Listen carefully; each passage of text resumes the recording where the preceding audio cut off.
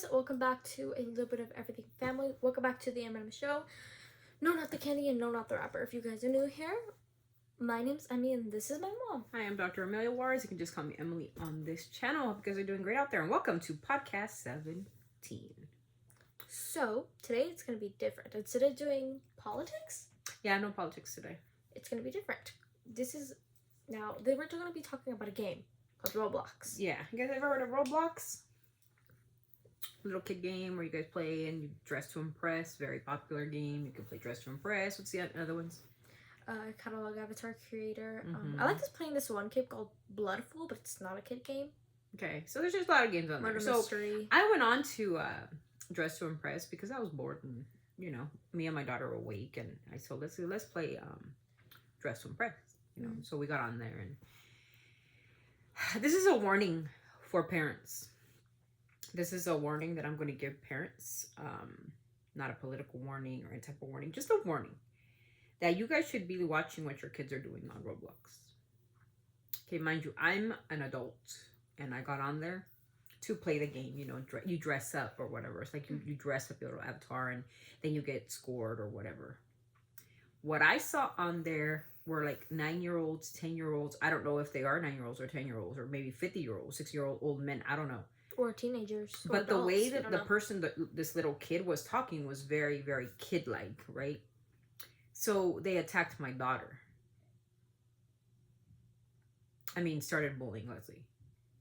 Leslie's 10 years old, right? And I kind of was just like, she knows how to defend herself. But then I stepped in and I said, they were saying some really negative comments about an avatar, a cartoon character. So I was taken aback even. Saying like she doesn't have a certain VIP or she doesn't have a certain rank or she looked ugly or ew on it. I don't know what y'all teaching your kids in the world, but being mean and very racist is not the way to do it. This happens on Instagram too. Facebook, TikTok. I don't have any one of those, just Instagram. And it's been happening more and more and more.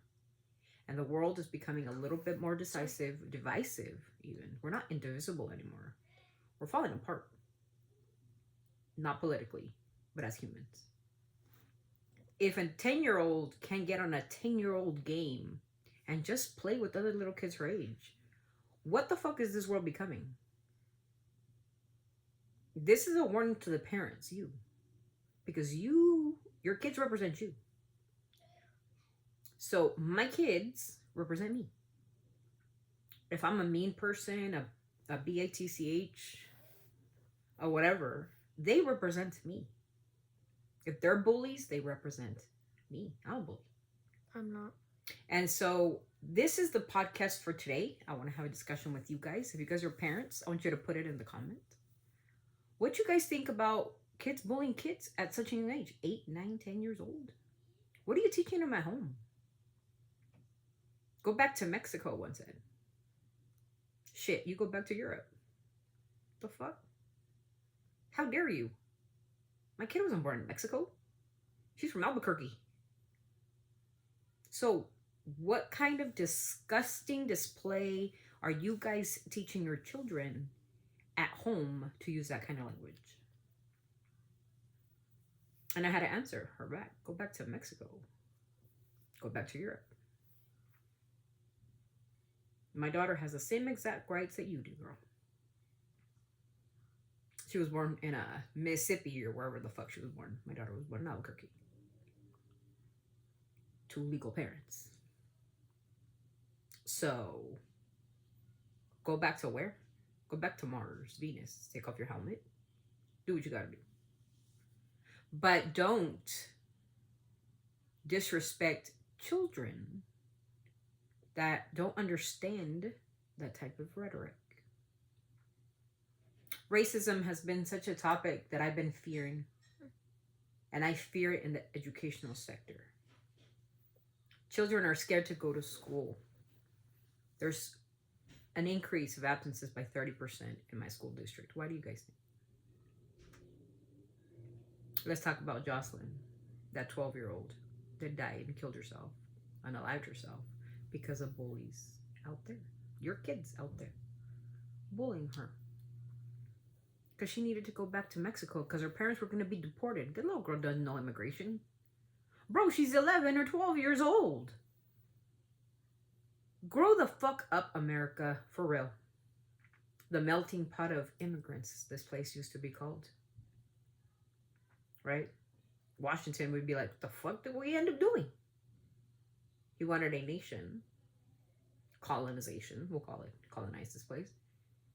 But he needed some kind of democracy. When the Constitution was written, it was to avoid. We fought a king, not to have a king. And now it looks like we're under a kingdom. People attacking each other because one doesn't like another political party. Now we're getting political again. But then what does it lead back to? We show our kids certain things and they represent us. Even on such things as like Roblox. My little kid has been playing this one. She's been playing Roblox since she was like 6. I've never seen that when she was 6. It started now. The bullying. Fights in schools have increased by 45%. These are statistics in my area. Kids fighting kids. Because the white tee doesn't like the African American. Or the African American don't like the Hispanic. The fuck is wrong with you people? Do better, America. See the reason why I decided to homeschool? Because I went to those schools. Because my school was a very demographical, we had a lot of like white tees and there's a lot of Hispanics and there's a lot of African Americans. My school is very diverse. And I never had a problem with race until now. Fights are up.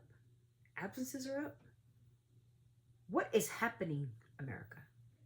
That's the question for today. And I want you to put it in the comments. I want you guys to put it in the comments because we need to have a conversation about what is happening to our world. What is happening to our societies, to our communities. Most importantly, what do you guys expect us as educators, me as a leader, but our teachers? How do you want us to educate when you at home are educating hate? There is a big turnaround for teachers. Teachers don't want to teach anymore. What do you think? Why do you guys think educators are like stepping out of the classroom? They'd rather be at McDonald's than teach your kids. Why do you think? Got an African American teacher who walked out on us because her white tea students said she shouldn't be a teacher. Why shouldn't she be a teacher? She's qualified to be a teacher. We hired her as a teacher. Oh, because of the color of her skin. America. I used to love this place. I still do. My mom, brought us here to have such a beautiful life. To get educated, to form families, to continue to grow my family. I was so blessed and continue to be. But this needs to stop. If you want your kids to grow in a place that's loving and understanding and what living is, love, understanding, empathetic, compassionate, whatever. Start at home, parents. Watch what your kids are doing on social media. Watch what they're listening to on social media. Look what they're watching on TV. Most importantly, if your kid has this racist tendencies, you guys got to stop it. Because they are a reflection of what you are. What you're saying at home, they're bringing it to school. If you don't educate your children now, they're going to get educated in the hood and the streets. And guess what that leads to? Lives of crime, demographic, I can tell you.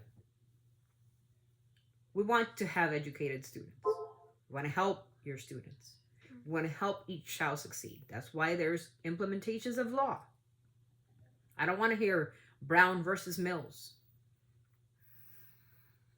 People in the United States, children, adults, have the ability to get an education that's worthwhile and will help them in their future. End of story. The podcast is done.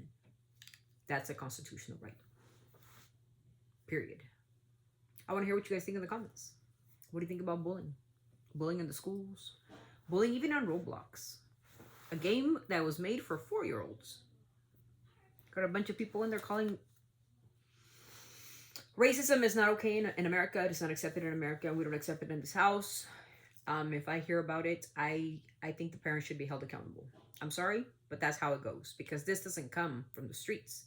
This comes from your house. You are the very first teacher. Let me tell you something. I'm going to give you guys a little bit of advice for parents who think that they're off the hook. The first teacher in our child's life is you. You out there sitting on the couch right now, watching me tell you off. I'm going to tell you, you are the very first teacher that your child receives. You are the first educator. You are the first nurse. You are the first cook. You are the first everything to that child. And the rest of us are secondary. But teachers are walking out. We don't want to teach racist, divisive people. But the Constitution says that we have to. So start from home. You ever got a disrespectful kid?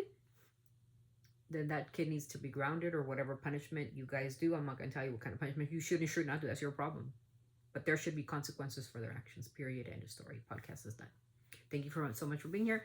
Again, I'm going to talk about some serious issues on podcasts. And I want to hear what you got to say. If you're a parent, let me hear you in the comments. If you're not a parent, what do you expect from the educators? Even if you're a person going to school right now, have you had any racist things thrown your way now that, I don't know if it's this new administration or just people in general just being mean? Let me know in the comments, please. Don't forget to like, to comment, to subscribe to the channel.